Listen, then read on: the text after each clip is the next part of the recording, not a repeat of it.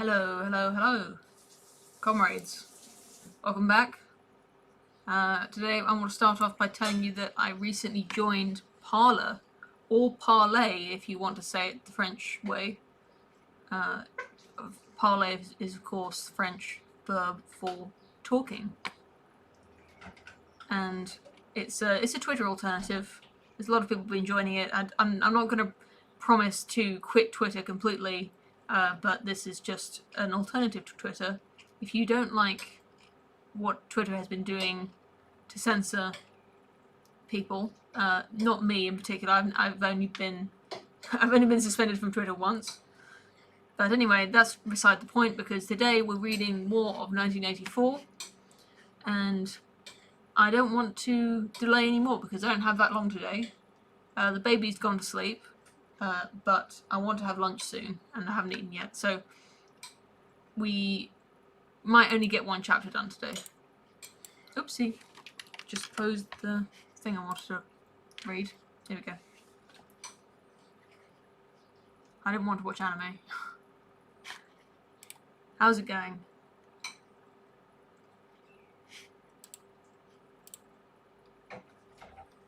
Chapter 8. I guess if you missed... Sorry for Thomas van der Hoff, who hasn't seen episode 3 yet. To take us up to date, everything I remember so far is that Winston Smith works at the Ministry of Truth. Is it? The Ministry of... Yeah, he works at the government office that deals with forgetting the past and replacing it with an alternative version of facts. And in the last time we saw Winston, he was remembering how he once had sex with a prostitute who ended up being an old lady. And what else happened? Yes, he started writing in his diary about how he knew that 2 + 2 makes 4, and if that is granted, all else follows. Thinking about the nature of truth, what it means to stand up for yourself and for what you really believe is true, I guess you could say. Something I was going to mention, actually, that I forgot to talk about because I got carried away talking about Next Generation. Something I thought was interesting in this was he speaks a little bit about how Winston is not able to argue with the rhetoric of the people who justify these paradoxes and all this philosophy that is supporting the party in 1984. They're constantly twisting the truth in ways that are so convoluted that Winston cannot actually untangle the logic and debunk it with facts and logic. He's unable to actually argue against it, but he knows in his heart that it's not accurate, which is, I think, so often the case when people who are very smart, they're able to weave these webs of intellectual discussion into to form justifications for things that really aren't true or obviously false even. Just because you can't argue against something, maybe because you haven't researched the topic quite as much as you're as a person you're trying to debunk, or maybe because you're not quite as adept at weaving these rhetorical webs. It doesn't always mean you're wrong. Sometimes you can still be right without having to be, all fancy pants about it. And maybe that sounds anti-intellectual, but I don't think that's such a bad thing in and of itself. I'm just trying to fit this box to fix. I'm a perfectionist. I want it to fit perfectly. There we go. And now we're ready to start. Chapter 8. From somewhere at the bottom of the passage, the smell of roasting coffee, real coffee, not victory coffee, came floating out into the street. Winston paused involuntarily. For perhaps 2 seconds he was back in the half-forgotten world of his childhood. Then a door banged, seeming to cut off the smell as abruptly as though it had been a sound. He had walked several kilometers over pavements, and his varicose ulcer was throbbing. This was the second time in 3 weeks that he had missed an evening at the community centre, a rash act, since you could be certain that the number of your attendances at the centre was carefully checked. In principle, a party member had no spare time, and was never alone except in bed. It was assumed that when he was not working, eating, or sleeping, he would be taking part in some kind of communal recreation. To do anything that suggested a taste for solitude, even to go for a walk by yourself, was always slightly dangerous. There was a word for it in Newspeak, own life. It was called meaning individualism and eccentricity. But this evening, as he came out of the ministry, the balminess of the April air had tempted him. The sky was a warmer blue than he had seen in years, and suddenly the long, noisy evening at the centre, the boring, exhausting games, the lectures, the creaking camaraderie oiled by gin, had seemed intolerable. On impulse, he had turned away from the bus stop and wandered off into the labyrinth of London, first south, then east, then north again, losing himself among unknown streets and hardly bothering in which direction he was going. If there is hope, he had written in his diary, it lies in the proles. Yes, that was another thing that we saw last time, was Winston describing the sort of the life of the proles, what the proles are like, how the proles vastly outnumber the party members, the sort of the upper strata of the sort of class system, and they could overthrow the party if they wanted to, just because of their sheer number of them, and they're not nearly as closely policed as the higher strata, the party members. The words kept coming back to him, the statement of a mythical truth and a palpable absurdity. He was somewhere in the vague, brown-coloured slums to north and east of what had once been St. Pancras Station. He was walking up a cobbled street of little two-storey houses with battered doorways which gave straight on the pavement, and which were somehow curiously suggestive of rat holes. There were puddles of filthy water here and there among the cobbles, in and out of the dark doorways, and down narrow alleyways that branched off it on either side. People swarmed in astonishing numbers. Girls in full bloom, with curdly lipsticked mouths, and youths who chased the girls, and swollen, waddling women who showed you what the girls would be like in 10 years' time, and old bent creatures shuffling along splayed feet, and ragged barefoot children who played in the puddles and then scattered at angry yells from their mothers. Perhaps a quarter of the widows in the street were broken and boarded up. Quarter of the windows in the street. Most of the people paid no attention to Winston. A few eyed him with a sort of guarded curiosity. 2 monstrous women with brick-red forearms folded across their aprons were talking outside a doorway. Winston caught scraps of conversation as he approached.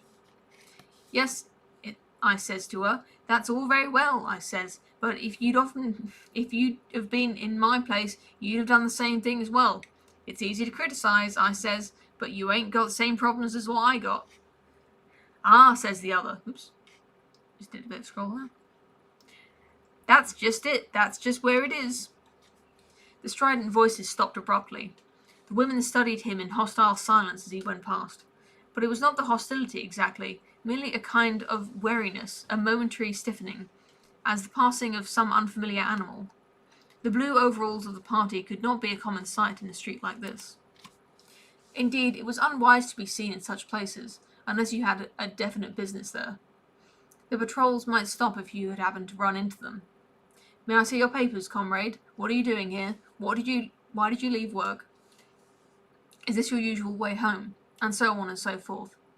Not that there was any rule against walking home by any unusual route, but it was enough to draw attention to you if thought police heard about it.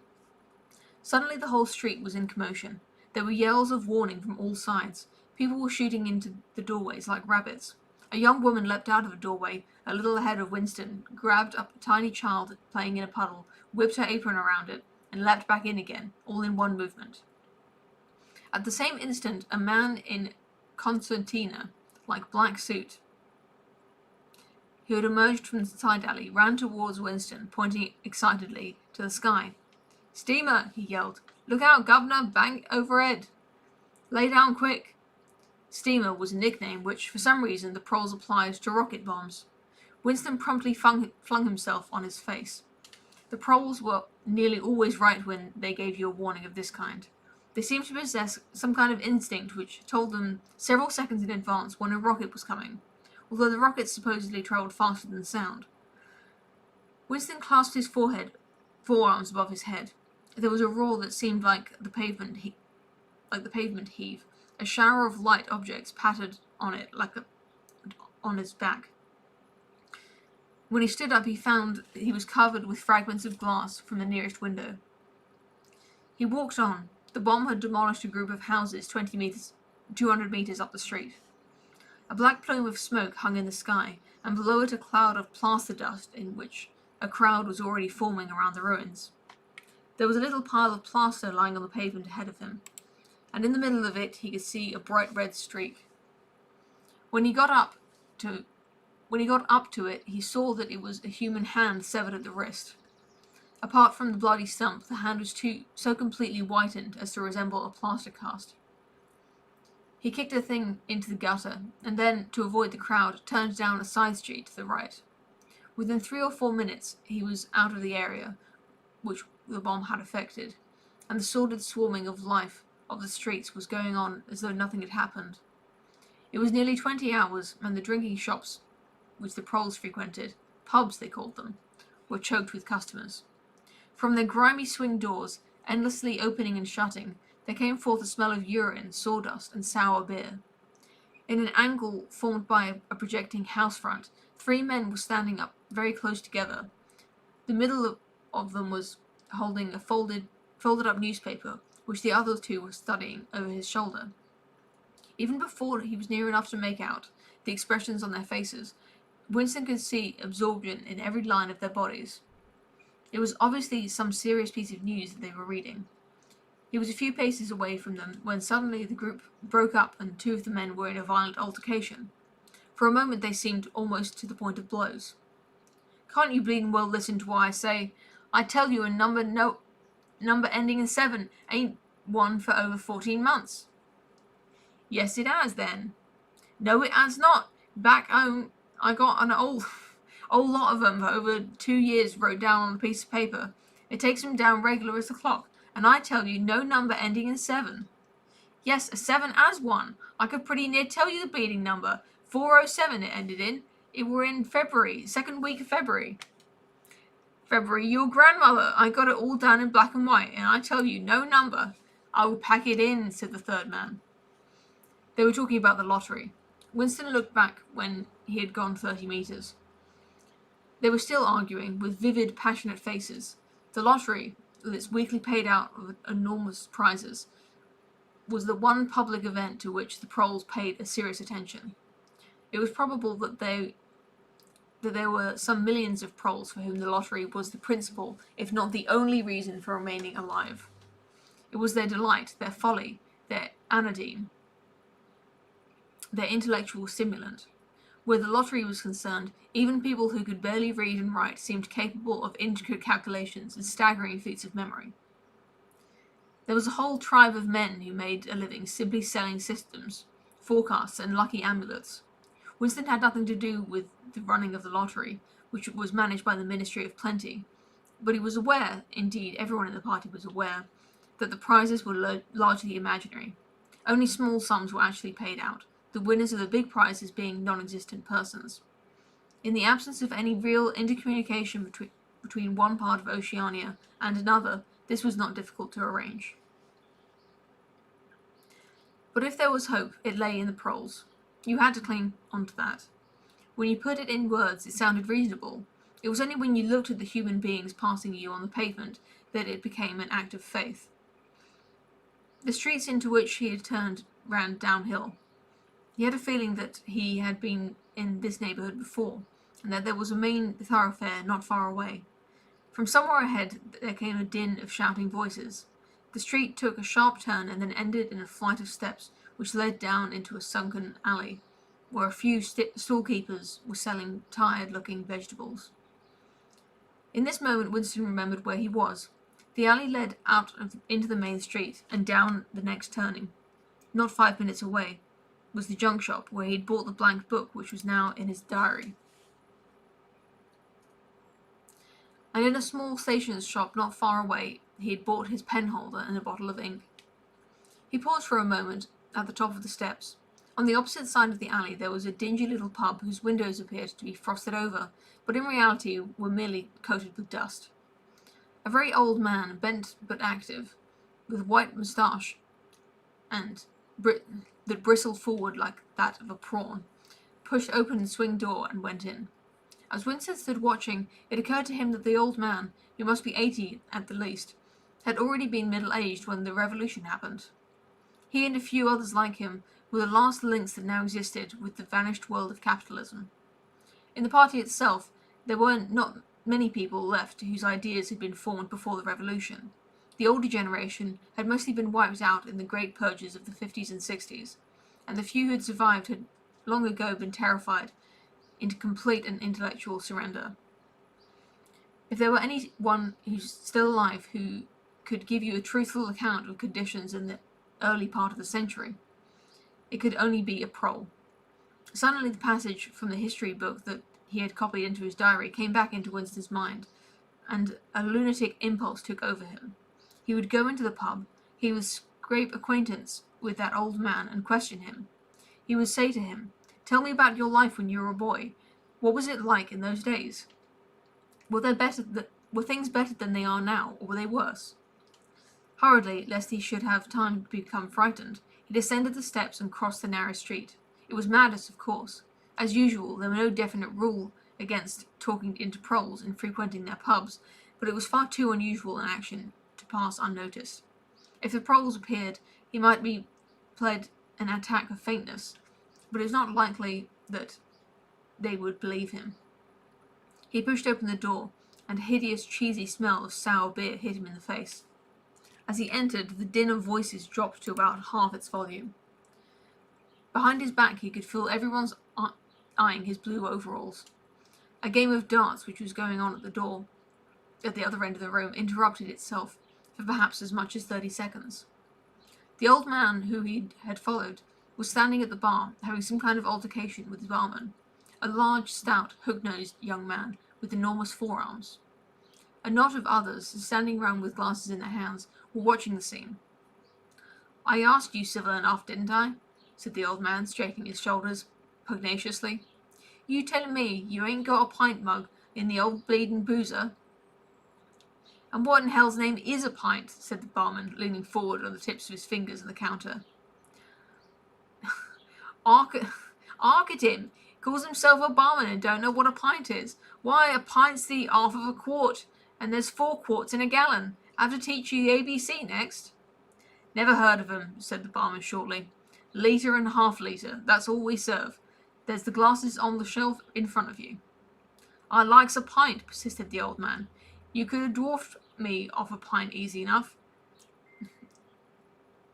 You could have drawn me off a pint easy enough. We didn't have to have these bleeding litres when I was a young man." "When you were a young man, we were all living in the treetops," said the barman, with a glance at the other customers. There was a shout of laughter, and the uneasiness caused by Winston's entry seemed to disappear. The old man's white, stubbled face had flushed pink. He turned away, muttering to himself, and bumped into Winston. Winston caught him gently by the arm. "May I offer you a drink?" he said. "You're a gent," said the other, straightening his shoulders again. He appeared not to have noticed Winston's blue overalls. "Pint," he added aggressively to the barman. "Pint of wallop." The barman swished 2 half-litres of dark brown beer into thick glasses, which he had rinsed in a bucket under the counter. Beer was the only drink you could get in prole pubs. The proles were supposed to not drink gin, though in practice they could get hold of it easily enough.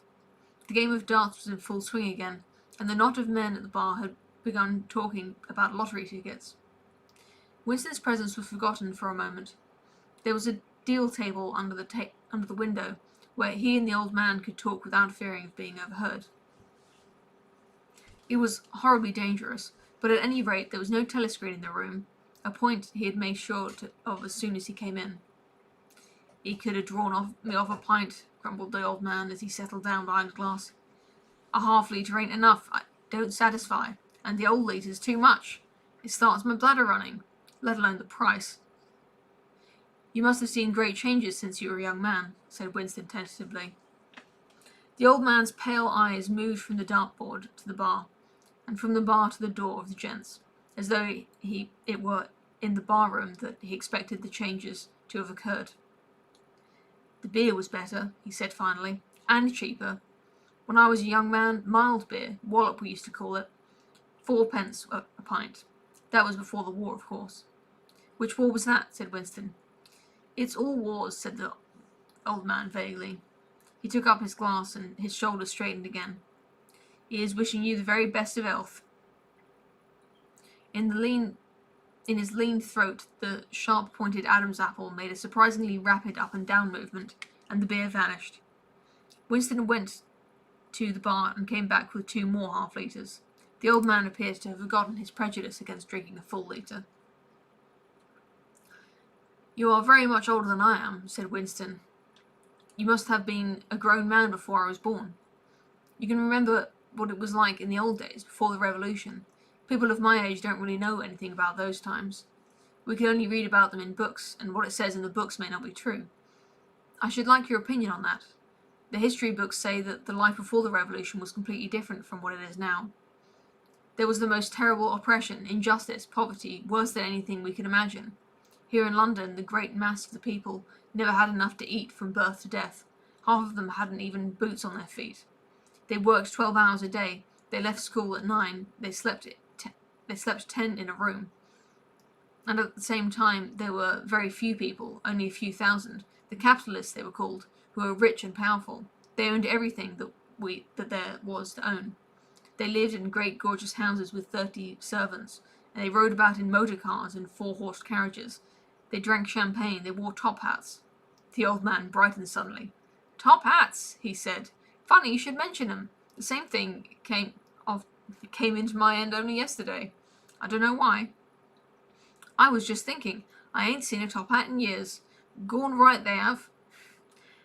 The last time I wore one was at my sister-in-law's funeral, and that was, well, I couldn't give you the date, but it must have been 50 years ago. Of course, it was only ironed for certain occasion, you understand. It isn't very important about the top hats, Winston said patiently. The point is, these capitalists, they and a few lawyers and priests and so forth who lived on them, were the lords of the earth. Everything existed for their benefit. You, the ordinary people, the workers, were their slaves. They could do what they liked with you. They could ship you off to Canada like cattle. They could sleep with your daughters if they chose. They could order you to be flogged with something called a cat o' nine tails. You had to take your cap off when you passed them. Every capitalist went with a gang of lackeys who... The man again brightened. Lackeys, he said. Now there's a word I ain't heard ever so long. Lackeys. That regular takes me back, it does. I recollect, donkeys years ago, I used to sometimes go to Hyde Park of a Sunday afternoon to hear the blokes making speeches. Salvation Army, Roman Catholics, Jews, Indians, all sorts that there was. And there was one old bloke, well, I couldn't give you his name, but a real powerful speaker he was. He didn't half give it to 'em. Lackeys, he says. Lackeys of the bourgeoisie. Flunkies of the ruling class. Parasites, that was another of them. And... sounds like Owen Jones. And hyenas. He definitely called them hyenas. Of course, he was referring to the Labour Party, you understand. Winston had the feeling that they were talking at cross purposes. It's funny, Winston doesn't understand what this guy is saying. The guy is actually, it sounds like he's talking nonsense, but he really is giving Winston some useful information, but it's completely going over Winston's head because he has no frame of reference for anything that this guy is saying. So in the history book for children that we saw in the last chapter, it said that only the capitalists, only this very select working class owned top hats, and that they that was like the uniform of the ruling class. But this old guy just said that he wore a top hat at his sister-in-law's funeral, and he was of course not part of, he's not a capitalist. He sounds like this guy was just a normal working chap. But he hired a top hat for a funeral, but Winston, that detail just went completely over his head. He doesn't understand that this guy is actually telling him something useful. Something else I was going to say. What was I going to say? Yeah, I think it's interesting how this history that Winston reads in the history books, it's they could easily just completely fabricate a history out of whole cloth, but they've taken things that really are true. They've taken these tropes, and the idea of slavery and and whipping. They've taken all these pieces of history from different periods in different places, and they've all jumbled it together into this narrative, into a story that's it's because it doesn't state any definite facts about who the bourgeoisie were, and it doesn't even call them the bourgeoisie, it just calls them capitalists.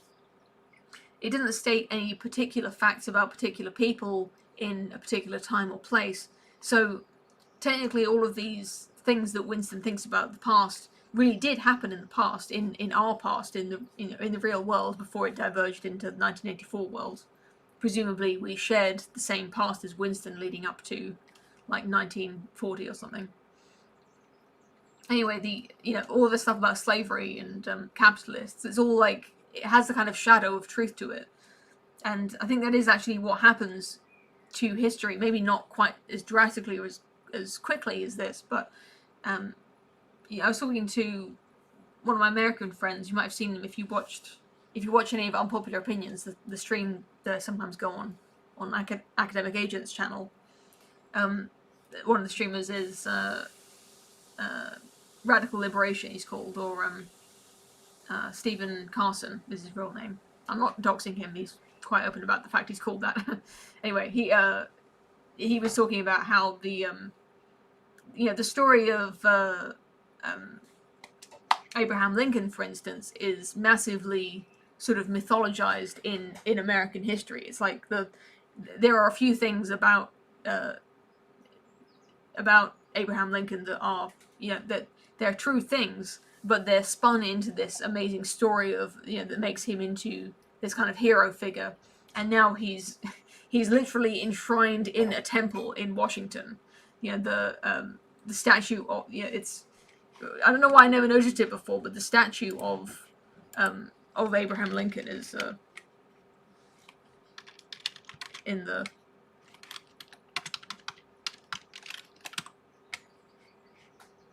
this one. Yeah, he's there's no getting around it. He's literally in a temple. It's I know I'm going off the point here, but history, it does, the further back you go, the more like condensed down history really becomes. So you only hear the kind of highlights of what it was like to live in ancient Rome, or what ancient Egypt was like. There's just not, most people just don't have the attention span to really learn about historical periods and political systems in detail, so they just hear these kind of highlights, the most interesting parts that appeal to sort of our sense of curiosity almost. Sorry for going off topic there. But that's what you're here for, otherwise you could just listen to an audiobook.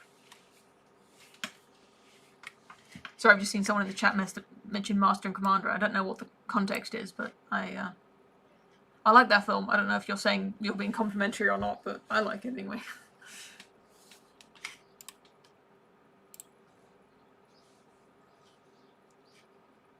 Where did I get to? Labour Party, yeah. Winston had the feeling they were talking at cross purposes. What I really wanted to know was this, he said. Do you feel that you have more freedom now than you did in those days? Are you treated more like a human being? In the old days, the rich people and the people at the top. The House of Lords, put in the old man reminiscently. The House of Lords, if you like. what I'm asking is, the House of Lords, if you like. What Winston thinks that the House of Lords was the name of the capitalists, I guess. Because there's absolutely no recorded history of what the political system used to be like, I suppose. What I'm asking is, were these people able to treat you as inferior simply because they were rich and you were poor? Is it a fact, for instance, that you had to call them sir and take off your cap when you passed them? The old man appeared to think deeply. He drank off about a quarter of his beer before answering. Yes, he said. They liked you to touch your cap to them. It shows respect, like. I didn't agree with it myself, and I'd done it often enough. Had to, as you might say. And was it usual, I'm only quoting what I've read in history books, was it usual for these people and their servants to push you off the pavement into the gutter? One of them pushed me once, said the old man. I recollect it as if it was yesterday. It was a boat race night. Terribly rowdy they used to get on the boat race night, and I bumps into a young bloke on Shaftesbury Avenue. Quite a gent he was, dress shirt and top hat, black overcoat. He was kind of zigzagging across the pavement, and I bumps into him accidental-like. He says, "Why can't you look where you're going?" he says. I say, just think you bought a bleeding pavement. He says, "I'll twist your bloody head off if you get fresh with me." I says, "You're drunk. I'll give you in charge of half a minute," I says.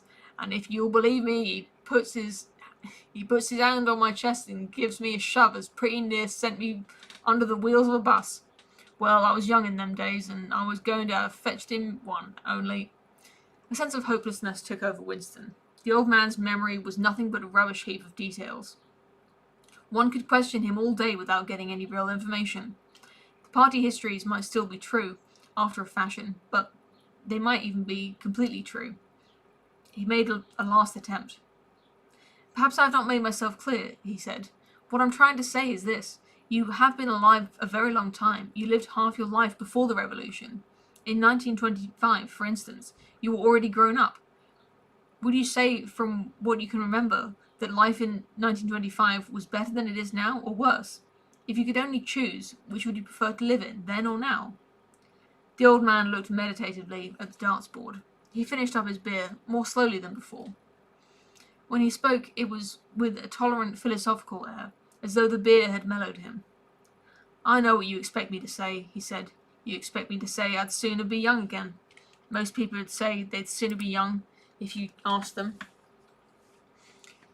You have health and strength when you're young. When you get to my time of life, you ain't never well. I suffer something wicked from my feet, and my bladder's just terrible. 6 and 7 times a night it has me out of bed. On the other hand, there's great advantages to being old. You ain't got the same worries. No truck with women, that's a great thing. I ain't had a woman for nearly 30 years, if you credit it, nor wanted one. What's more," this guy's a MGTOW. Winston sat back against the windowsill. It was no use getting on. He was about to buy some more beer when the old man suddenly got up and shuffled rapidly into the stinking urinal at the end of the room. The extra half-litre was already working on him. Winston sat for a minute or two, gazing at his empty glass, and hardly noticed when his feet carried him out into the street again. Within 20 years, at the most, he reflected, the huge and simple question, was life better before the revolution than it is now, would have ceased once and for all to be answerable.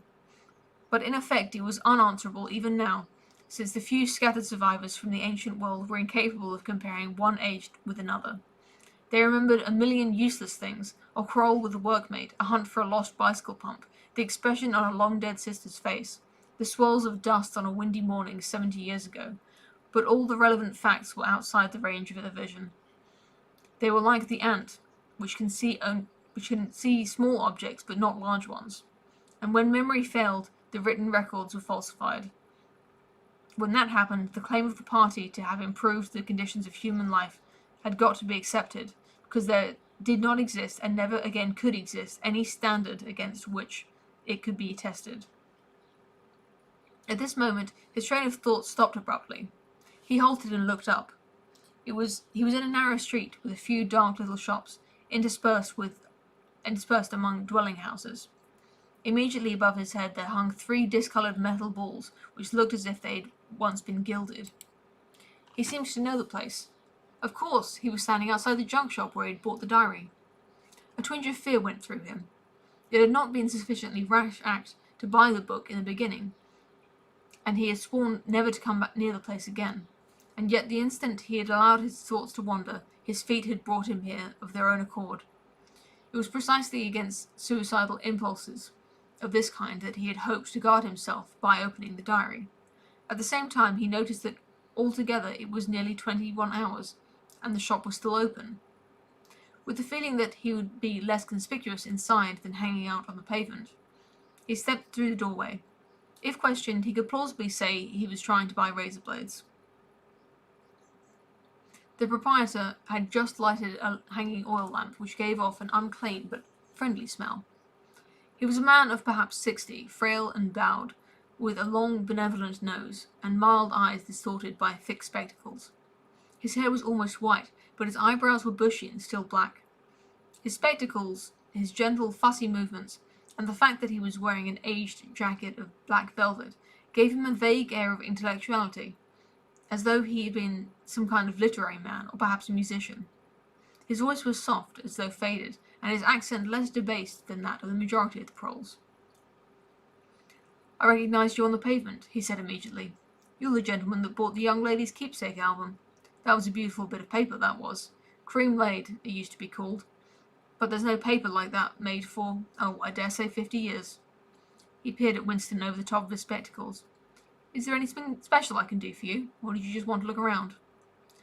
"I was passing," said Winston vaguely. "I just looked in. I didn't want anything in particular." "It's just as well," said the other, "because I don't suppose I could have satisfied you." He made an apologetic gesture with his soft-palmed hand. "You see how it is, an empty shop, you might say. Between you and me, the antique trade is just about finished. No demand any longer, and no stock either. Furniture, china, glass, it's all been broken up by degrees, and of course the metal stuff's mostly melted down. I haven't seen no brass candlestick in years." The tiny interior of the shop was in fact uncomfortably full, but there was almost nothing in it of the slightest value. The floor space was very restricted, because all round the walls were stacked innumerable dusty picture frames.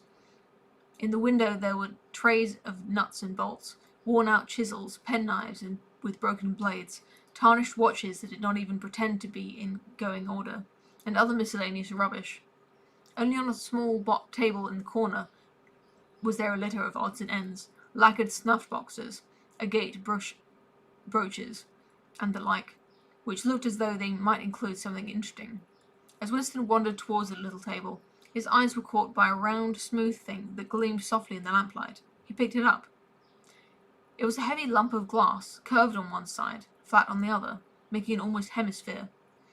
There was a peculiar softness, as of rainwater, in both the colour and the texture of the glass. At the heart of it, magnified by curved surface, there was a strange pink, convoluted object that recalled a rose or a sea anemone. "What is it?" said Winston, fascinated. "That's coral, that is," said the old man. "It must have come from the Indian Ocean. They used to kind of embed it in glass.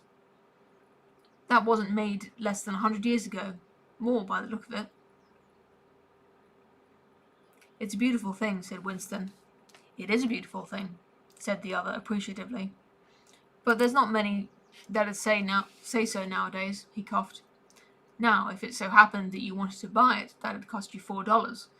I can remember when a thing like that would have fetched £8, and £8 was, well, I can't work it out, but it was a lot of money. But who cares about genuine antiques nowadays, even the few that's left?" Winston immediately paid over the $4 and slid the coveted thing into his pocket. What appealed to him about it was not so much its beauty as the air it seemed to possess of belonging to an age quite different from the present one. The soft, rain-watery glass was not like any glass he had ever seen. The thing was doubly attractive because of its apparent uselessness, though he could guess that it must have been intended as a paperweight. It was very heavy in his pocket, but fortunately it did not make much of a bulge. It was a queer thing, even a compromising thing for a party member to have in his possession. Anything old, and for that matter anything beautiful, was always vaguely suspect. The old man was grown noticeably more cheerful after receiving the $4. Winston realized that he would have accepted 3 or even 2. "There's another room upstairs that you might care to take a look at," he said. "There's not much in it, just a few pieces. Will do with a light if you're going upstairs." He lit another lamp, and, with bowed back, led the way slowly up the steep and worn stairs and along the tiny passage, into a room which did not give onto the street, but looked out onto a cobbled yard and a forest of chimney pots. Winston noticed that the furniture was still arranged as though the room were meant to be lived in. There was a strip of carpet on the floor, a picture or two on the walls, and a deep, slatterly armchair drawn up to a fireplace. An old-fashioned glass clock with a 12-hour face was ticking away on the mantelpiece. Under the window, and occupying nearly a quarter of the room, was an enormous bed with a mattress still on it. We lived here till my wife died," said the old man, half apologetically. "I'm selling the furniture off little by little. Now that's a beautiful mahogany bed, or at least it would have been if you could get the bugs out of it, but I dare say you'd find a little bit cumbersome." He was holding the lamp up high, as to illuminate the whole room, and in the warm, dim light the place looked curiously inviting. The thought filtered through Winston's mind that it would probably be easy to rent the room for a few dollars a week, if he dared to take the risk. It was a wild, impossible notion, to be abandoned as soon as he thought of, but the room had awakened in him a sort of nostalgia, a sort of ancestral memory. It seemed to him that he knew exactly what it felt like to sit in a room like this, in an armchair beside an open fire, with your feet in a fender and a kettle in the hob. Utterly alone, utterly secure, with nobody watching you, no voice pursuing you, no sound except the singing of the kettle and the friendly tickling of the clock. "There's no telescreen," he could not help muttering. "Ah," said the old man, "I never had one of those things. Too expensive. I never seemed to feel the need for it, anyway. Somehow. Now that's a nice gate-leg table in the corner there, though of course you'd have to put new hinges on it if you wanted to use the flaps." There was a small bookcase in the other corner, and Winston had already gravitated towards it. It contained nothing but rubbish. The hunting down and destruction of books had been done with the same thoroughness in the prole quarters as everywhere else. It was very unlikely that there existed anywhere in Oceania a copy of a book printed earlier than 1960.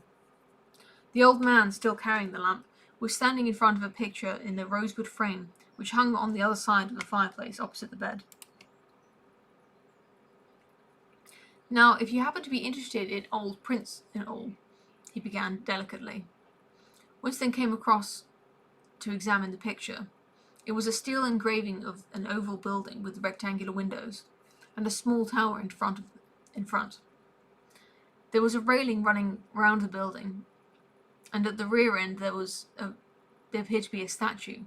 Winston gazed at it for some moments. It seemed vaguely familiar, though he did not remember the statue. I feel like I'm supposed to recognize what this is, but I can't think of what. An oval building with rectangular windows and a small tower. Is that what's on? There must be some kind of monument, right? "The frame's fixed to the wall," said the old man.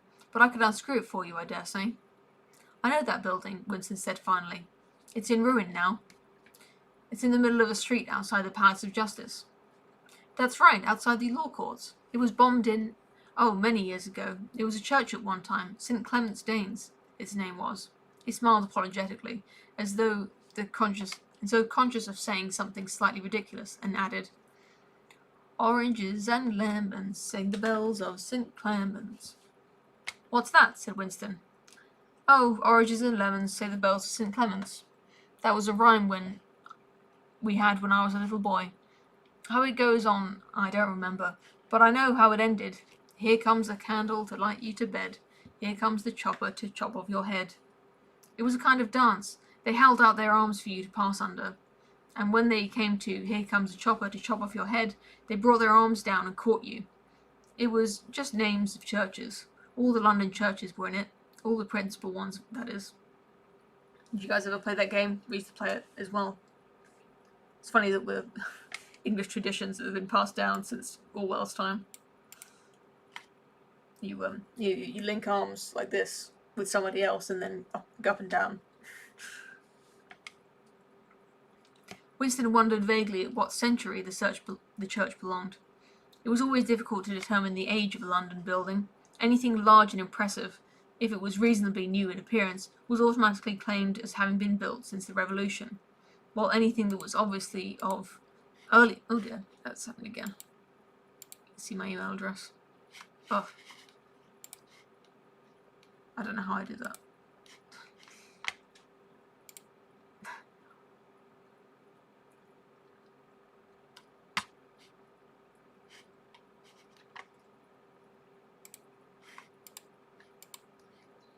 I'll edit that out later. Here we go. Was it just showing the page? Anything that was obviously of earlier date was ascribed to some dim period called the Middle Ages. The centuries of capitalism were held to have produced nothing of any value. One could not learn history from architecture any more than one could learn it from books. Statues, inscriptions, memorial stones, and the names of streets, anything that might throw light upon the past, had been systematically altered. I never knew it had been a church, he said. There's a lot of them left, really, said the old man, though they've been put to other uses. Now, how did the rhyme go? Ah, I've got it. Oranges and lemons, say the bells of St. Clement's. You owe me 3 farthings, say the bells of St. Martin's. There, now, that's as far as I can get. A farthing, that was a copper coin. Looked something like a cent. Where was St. Martin's? Said Winston. St. Martin's? That's still standing. It's Victory Square, alongside the picture gallery. A building with a kind of triangular porch and pillars in front, and a big flight of steps. Winston knew the place well. It was a museum used for propaganda displays of various kinds. Scale models of rocket bombs and floating fortresses, waxwork tableaus illustrating enemy atrocities, and the like. St. Martin's in the Fields, it used to be called, supplemented the old man, though I don't recollect any fields anywhere in those parts. Winston did not buy the picture. It would have been even more incongruous possession than the glass paperweight, and impossible to carry home, unless it were taken out of its frame. But he lingered for some minutes more, talking to the old man, whose name he discovered was not Weeks, as one might have gathered from the inscription above the shop front, but Charrington. Mrs. Charrington, it seemed, was a widower aged 63, and had inhabited this shop for 30 years. Throughout that time he had been intending to alter the name above the window, but had never quite got to the point of doing it. All the while that they were talking, the half-remembered rhyme kept coming through Winston's head. Oranges and lemons, say the bells of St. Clement's. You owe me 3 farthings, say the bells of St. Martin's. It was curious, but when you said it to yourself, you had the illusion of actually hearing bells, the bells of a lost London that still existed somewhere or other, disguised and forgotten. From one ghostly steeple after another, he seemed to hear them pealing forth, yet so far he could not remember he'd never in real life heard church bells ringing. He got away from Mr. Charrington and went down the stairs alone, so as not to let the old man see him reconnoitring the street, before stepping out of the door. He had already made up his mind that, after a suitable interval, a month, say, he would take the risk of visiting the shop again. It was perhaps not more dangerous than shirking an evening at the centre. The serious piece of folly had been to come back here in the first place, after buying the diary, and without knowing whether the proprietor of the shop could be trusted. However, yes, he thought again, he would come back. He would buy further scraps of beautiful rubbish. He would buy the engraving of St. Clement's Danes, take it out of the frame and carry it home concealed under the jacket of his overalls. He would drag the rest of that poem out of Mr. Charrington's memory. Even the lunatic project of renting the room upstairs flashed momentarily through his mind again.